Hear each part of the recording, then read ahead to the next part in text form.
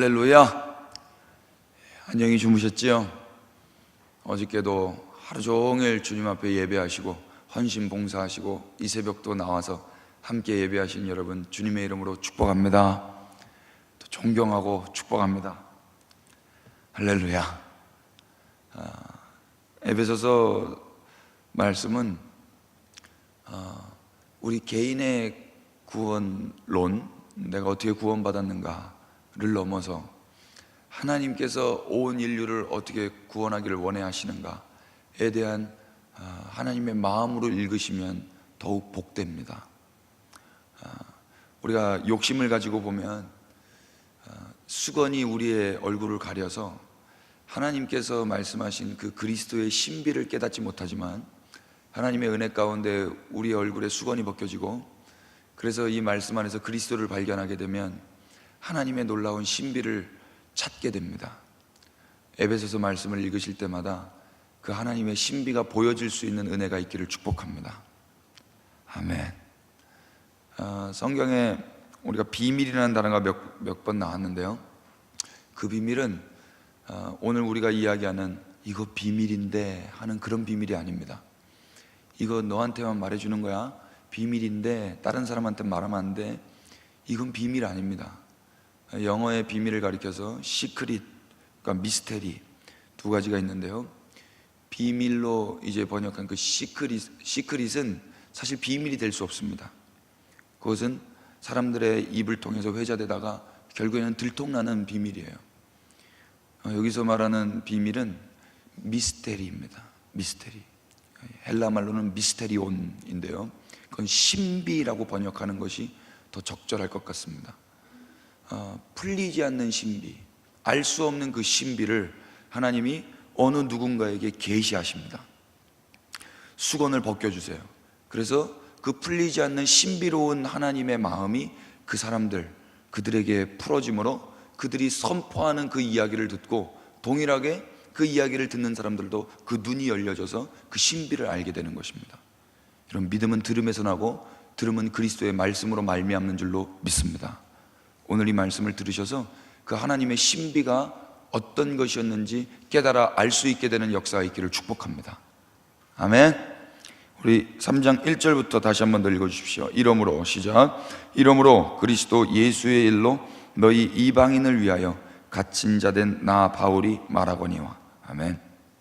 2장을 쭉 읽어 보셨으면 아시겠지만 이 장은 단순히 내가 어떻게 구원받았는가에 대한 이야기가 아니고 하나님이 어떻게 이방인과 유대인을 하나로 만드셨는가, 예수 그리스도가 십자가를 지신 궁극적인 이유는 무엇인가, 이방인도 없고 유대인도 없고 이제는 이 둘이 그리스도 예수의 피로 하나가 되어서 가까워져서 한 새 사람으로 지음바 되었다.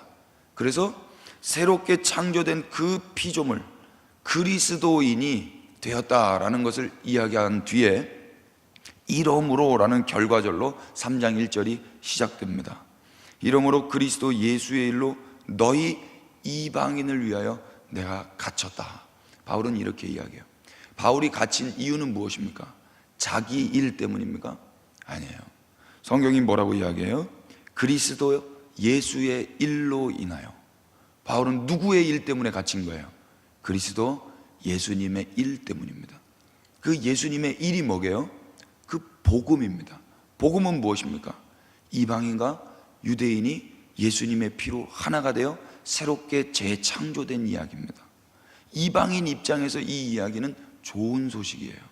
좋은 소식. 그 예수님의 일, 그 복음 증거하다가 감옥에 갇힌 겁니다. 또 누구를 위하여 감옥에 갇혔다고 이야기합니까? 너희 이방인을 위하여. 너희 이방인은 누구예요? 에베소에 있는 교회들입니다. 에베소 교회. 사도 바울은 이방인입니까? 유대인입니까? 유대인입니다. 그리고 유대인, 보통 유대인이 아니고 예수님을 믿는 자들, 예수님이 그리스도라고 믿는 자들을 잡아 죽이려고 했던 열혈 유대인이었습니다. 근데 그가 지금 예수님으로 말미암아 세워진 교회, 이방인들을 위해서 복음을 증거하다가 예수님이 그리스도고 그 그리스도께서 행하신 유대인과 이방인을 하나 되게 하신 그 일을 증거하다가 감옥에 갇혔단 말입니다. 이건 하나님이 하시는 거예요. 사람을 이렇게 바꾸실 분은 하나님밖에 없으십니다.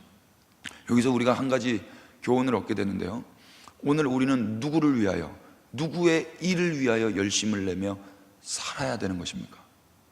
바울은요, 자기의 일을 위하여 열심을 내지 않았어요. 자기를 위하여 열심 내지 않았습니다. 바울은 그리스도 예수님의 일을 위하여 열심 내다가 감옥 갔습니다. 바울은 자기와 원수되었던 이방인들을 위하여 열심 내다가 감옥 갔습니다. 여러분, 오늘 우리는 무엇을 위하여, 누구의 일을 위하여 열심을 내려고 준비하고 계십니까? 그리스도 예수님의 일을 위하여 피차 사실 수 있게 되기를 축복합니다. 나랑 마음이 안 맞고 나랑 생각이 다르고 심지어 나의 원수라 할지라도 그를 위하여 사는 것이 그리스도의 사람들입니다. 맞습니까? 아닌가 보네요. 고린도 후서 5장 15절에 따르면 우리가 존재하는 이유가 거기에 나옵니다. 우리가 이제 사는 것은 이제 우리를 위하여 살 수 없다고 나와요. 우리를 대신하여 죽었다가 사신 그분을 위하여 사신다고 고린도 후서 5장 15절은 증언합니다. 이제 우리는 하나님을 사랑하고 이웃을 사랑하기 위해서 살아가는 사람들입니다. 심지어 우리의 이웃이 우리의 원수라 할지라도. 바울이 그렇게 바뀐 거예요. 예수님을 믿는 사람들을 잡아 죽이려고 했던 그 바울이 이제는 그 예수님의 일 때문에 감옥에 갇히는 사람으로 변화되었고, 또 자기가 원수라고 생각했던 이방 개같이 여겼던 그 사람들을 위해서 복음을 증거하다가 감옥에 갇히는 자로 변화되었습니다. 무엇 때문입니까? 바울은 예수님을 만났어요. 바울은 예수님을 만났습니다. 예수님을 만난 사람은 더 이상 자기의 구원을 위해 살지 않아요. 자기의 목숨을 보존하기 위해서 살지 않는단 말입니다. 자기의 생계와 생존을 위해서 살지 않아요. 생명 대신 그 하나님의 뜻을 위하여 내 일이 아니다 할지라도 그 예수 그리스도의 일이 나의 일로 연합되었기 때문에 예수님의 일 때문에 열심을 내고, 예수님이 사랑하는 그 이방인들을 위하여 유대인 바울이 감옥에 갈지언정 복음을 증거하는 것입니다. 오늘 우리는 누구를 위하여, 누구의 일을 위하여 열심을 내려고 준비하고 있습니까? 오직 예수 그리스도와 그분이 말씀하신 그 영혼들을 위하여 살아갈 수 있게 되기를 소원하며 축복합니다. 이거 아니면 예수님 안 만난 사람이라고 말해도 과언이 아닙니다. 틀린 말하는 거 아닙니다. 2절 보십시오. 다 같이 시작. 너희를 위하여 내게 주신 하나님의 그 은혜의 경륜을 너희가 들었을 터이라. 아멘. 바울은요, 하나님으로부터 뭔가를 받았습니다. 내게 주신, 뭘 받았습니까? 하나님의 그 은혜의 경륜입니다. 하나님의 그 은혜의 경륜을 받은 거예요. 근데 이거 받은 거 누구를 위하여 받은 거라 그래요? 자기를 위하여 받은 거예요? 너희를 위하여 받은 거예요? 너희를 위하여 받은 거예요. 바울 서신을 읽으실 때 주어를 찾는 것은 매우 도움이 됩니다. 우리가 나오고요, 너희가 나와요. 우리는 바울과 비슷한 유대인이면서 예수님을 믿는 무리를 가리키고요, 너희는 유대인이 아니면서 이방인이면서 예수님을 믿는 무리를 가리킵니다. 그래서 유대인이면서 예수님을 믿게 된 그 바울이 이방인이면서 예수님을 믿게 된 너희에게 지금 편지를 쓰고 있는 거예요. 바울이 하나님으로부터 그 은혜의 경륜을 받았습니다. 누구를 위하여? 너희를 위하여. 여러분, 우리가 먼저 복음을 들은 이유는 누구 때문일까요? 우리 때문일까요? 너희 때문일까요? 너희 때문인 거예요. 우리가 복을 받은 이유는 우리 때문이 아니고 이제 미래에 만나게 될 그 너희들 때문에 우리가 먼저 복을 받는 거란 말입니다. 공감이 되세요? 이스라엘이 먼저 하나님의 언약 백성으로 들어간 이유는 이스라엘 자신을 위해서가 아니고 이스라엘을 통해서 하나님을 나타내 보여야 할 그 이방인들 때문에 이스라엘이 먼저 부름을 받는 거란 말입니다. 우리가 세상 사람들보다 먼저 이렇게 새벽에 깨어서 하나님의 음성을 듣는 이유는 우리가 복 받으려고 하는 것이 아니라 오늘 하루 우리를 만나게 될 그들 때문에 오늘 우리가 이 새벽에 깨어서 주님의 음성을 먼저 듣는 거란 말입니다. 동의가 되십니까? 근데 이런 과정 없이, 이런 개념이 없이 그냥 나만 복 받으면 된다, 내가 먼저 된 이유는 내가 잘 되고 잘 되기 위함이다, 이건 그리스도인 아니란 말이에요. 복 많이 받으시기를 축복합니다. 그 복 받는 이유가 뭐예요? 나 때문이에요? 너 때문이에요? 너 때문이란 말이에요. 너 때문. 이방인, 그 복음을 모르는 사람들, 하나님을 모르는 사람들에게 유대인 바울이 먼저 하나님의 은혜의 경륜을 듣고 이제 그 이방인들에게 복음을 증거하는 거예요. 그래서 교회가 세워진 거예요. 3절 4절 보십시오. 곧, 시작. 곧 계시로 내게 비밀을 알게 하신 것은 내가 먼저 간단히 기록한 것 같으니 그것을 읽으면 내가 그리스도의 비밀을 깨달은 것을 너희가 알 수 있으리라. 아멘. 먼저 간단히 기록한 게 뭐냐면요, 에베소서 1장 9절 10절이에요 한번 열어보실까요? 바로 앞장입니다. 9절 10절 찾으신 분 함께 읽겠습니다. 그 뜻의, 시작. 그 뜻의 비밀을 우리에게 알리신 것이요 그의 기뻐하심을 따라 그리스도 안에서 때가 찬 경륜을 위하여 예정하신 것이니 하늘에 있는 것이나 땅에 있는 것이 다 그리스도 안에서 통일되게 하려 하심이라. 아멘. 이게 경륜이에요. 경륜. 경륜을 영어로 providence라고 하고요, 이 헬라 말로는 오이코노미아라고 합니다. 무슨 뜻이냐면 관리, 경영, 섭리, 이런 뜻입니다. 그러니까 하나님의 경륜이라는 뜻은 뭐냐면 하나님이 어떻게 열방, 온 세상을 관리하시는가, 하나님이 온 세계를 어떻게 경영해 나가시는가, 하나님의 섭리가 무엇인가, 이거를 이제 신비롭게 하나님이 바울에게 먼저 가르쳐 주신 거예요. 그래서 그거를 이제 이방인들에게 증거하는 것입니다. 그거에 대해서 간단히 먼저 쓴 게 1장 9절 10절이에요 뭐라고 그래요? 10절에 하늘에 있는 것이나 땅에 있는 것이 다 그리스도 안에서 통일되게 하려 하심이라. 하늘의 하나님과 이 땅이 어떻게 통일되었습니까? 예수 그리스도가 지금 하나님 보좌 우편에 앉아 계시다고 믿으시죠? 하나님 보좌 우편에 앉아 계세요. 그런데 그의 몸은 어디 계십니까? 그의 몸은 여기에 있습니다. 아멘을 왜 안 해주세요? 그의 몸은 여러분들에게 있습니다. 아멘. 하늘에 보좌 우편에 앉아 계신 예수님, 그분의 머리가 하늘에 있는데 그분의 몸은 어디에 있다고요? 여기 있단 말이에요. 하늘과 땅이 통일됐습니다. 맞습니까? 보이지 않는 그 하나님은 하늘에 계세요. 그런데 그분의 보이는 몸이 우리란 말이에요. 그래서 하늘과 땅이 통일된 게 세상에게 보여지는 거예요. 근데 우리가 그 머리대로, 머리가 원하는 대로 살지 않으면 하늘과 땅이 통일된 것처럼 보이지가 않겠죠. 그 하나님의 사랑이 우리의 몸에서 나타나지 않는다면 하늘과 땅이 통일된 게 보여지지 않겠죠. 축복하는 거는요, 주님과 연합된 여러분, 오늘도 하늘과 땅이 통일된 것을 세상 앞에 보일 수 있게 되기를 축복합니다. 이게 예수님이 십자가에서 행하신 일이에요. 그런데 이게 통일이 되려면, 통일된 게 보이려면 먼저 해야 될 일이 있어요. 그게 무엇입니까? 이방인과 유대인이 먼저 통일이 돼야 돼요. 이방인과 유대인은 원수들이었어요. 그 원수를 사랑해야 이 땅이 먼저 통일될 거 아닙니까? 그래서 예수님은 그 멀리 있던, 하나님과 멀리 있던 이방인을 예수 피로 가까이 하신 겁니다. 약속과 멀리 있던 이방인들을 하나님과 가까이 하신 거예요. 유대인과 연합시키셔서. 그래서 이 땅에서 예수 피로 하나가 되게 하셨어요. 그를 가리켜서 이제는 유대인도 아니고 이방인도 아니고 한 새로운 사람을 지으셨습니다. 그게 누구입니까? 그리스도인인 거예요. 그 그리스도인을 가리켜서 두 글자로 교회라고 하는 거예요. 에클레시아, 하나님의 부르심을 받은 선택된 백성들입니다. 그건 유대인도 아니고 이방인도 아니고 이제 혈통을 뛰어넘었어요.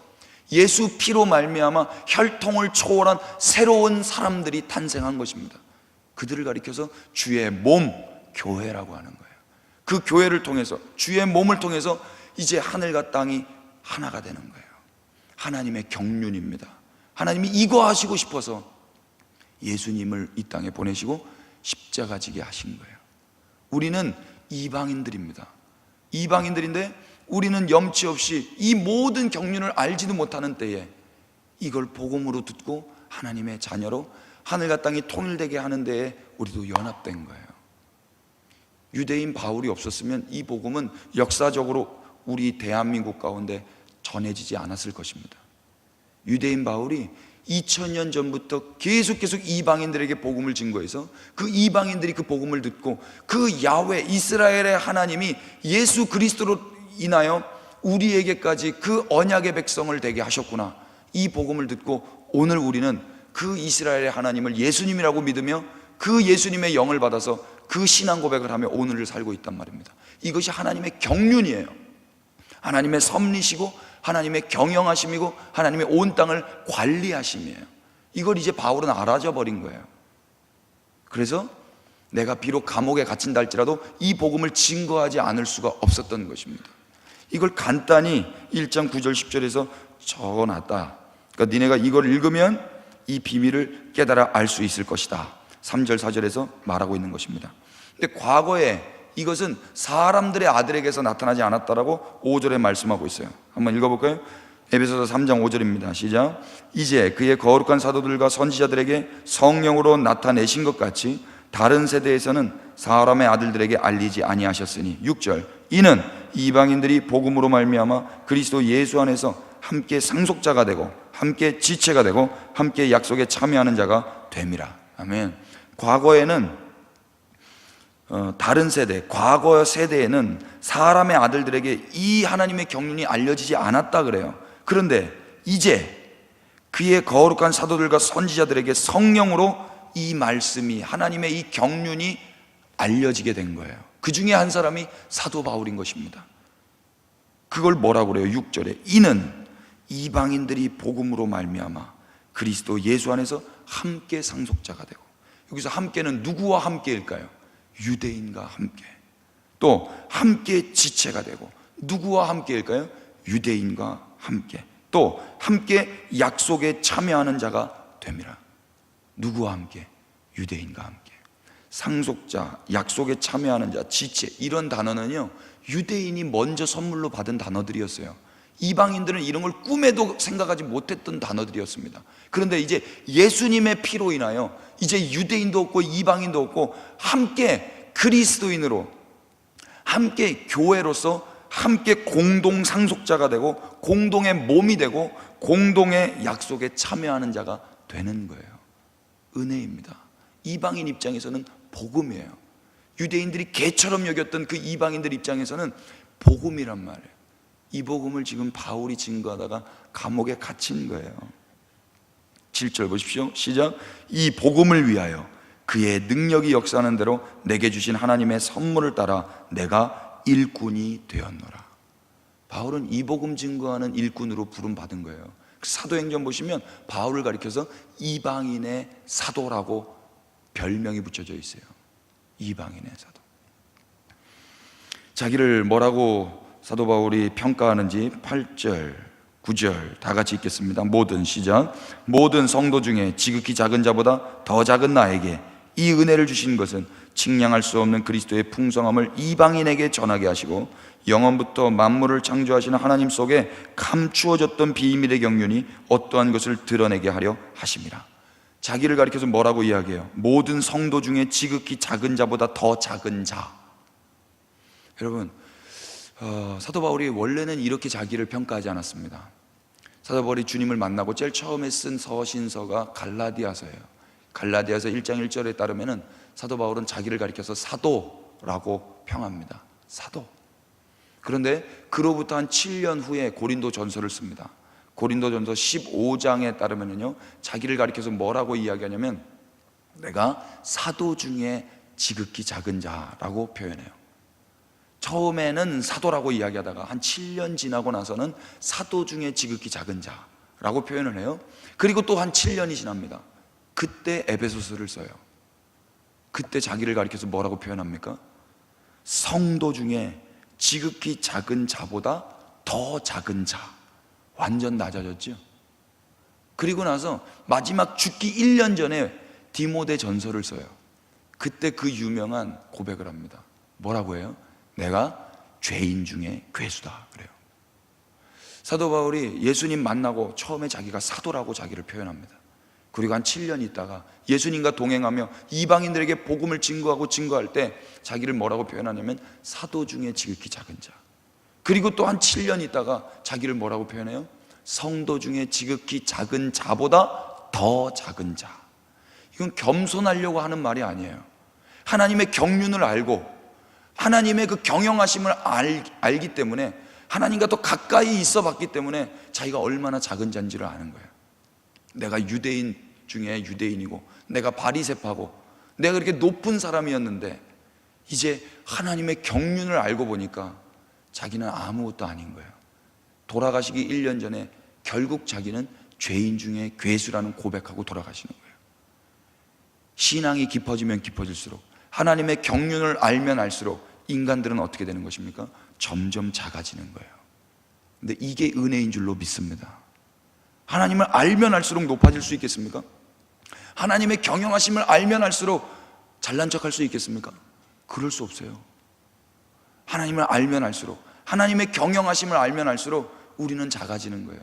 나의 작음을 알게 되고 하나님의 크심을 알게 되면서 오히려 더 자유를 누리게 되는 것입니다.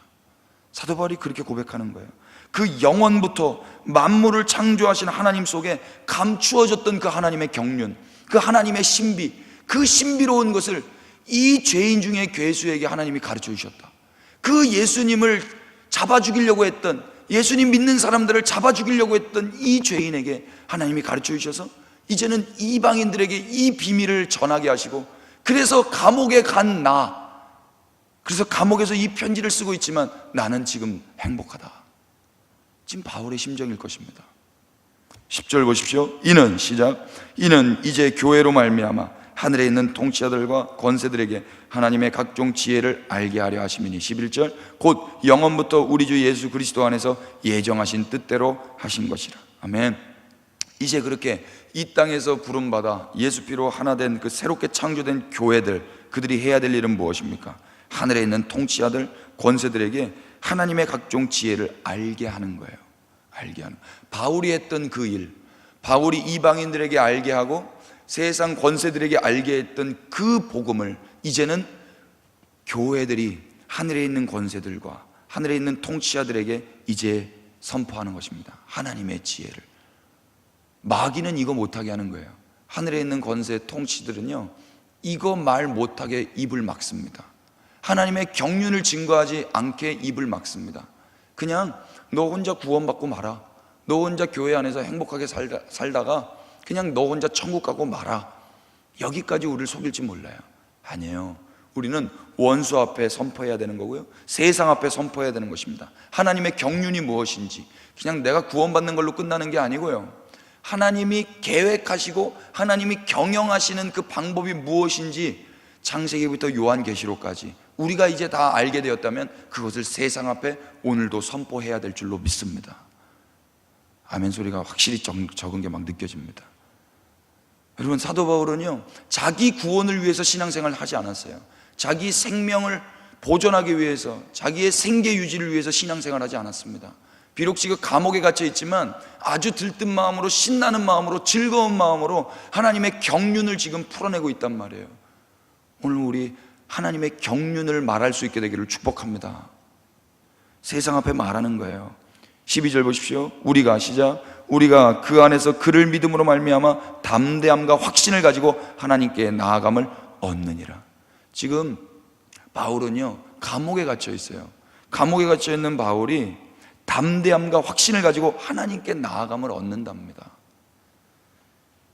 지금 그래서 결론적으로 13절에 이렇게 이야기해요. 그러므로 너희에게 구하노니 너희를 위한 나의 여러 환난에 대하여 낙심하지 말라. 이는 너희의 영광이니라. 아멘. 너희는 누구예요? 이방 교회들이에요. 에베소 교회. 너희들에게 내가 구한다. 감옥에 있는 내가 너희에게 한 가지 구하는 게 있다. 그게 뭐예요? 너희를 위한 나의 여러 환난에 대해서 낙심하지 말아라. 복음 증거하던 그 바울이 감옥에 갇혔다는 소식을 이방 교회가 들으면 낙심이 되겠죠. 복음 전하면 감옥 가네. 하나님의 이 신비로운 이야기, 그거 증거하면 감옥 가네. 좋은 게 좋은 거다 이야기하면 감옥 안 가는데 하나님의 경륜을 이야기하면 감옥 가는 거예요. 근데 바울이 뭐라고 이야기해요? 내가 한 가지만 구할게. 내가 감옥 갔는데, 내가 매 맞았는데, 내가 환난 당했는데 이것 때문에 낙심하지 말어. 오히려 내가 환난 당하면 당할수록 이방인 너희들은 영광이 되는 거야.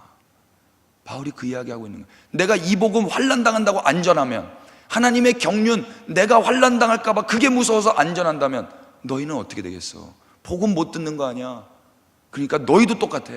너희도 환난 때문에 무서워하면서 하나님의 경륜을 말하지 않는 그런 어리석은 삶 살지 말고, 낙심하지 말고 담대하게 하나님 앞에 나아가서 그 계시를 받고 세상 앞에 나아가서 권세들 앞에, 통치자들 앞에 무서워 벌벌 떨지 말고 하나님의 경륜을 선포해. 그러면 누군가가 영광이 될 거야.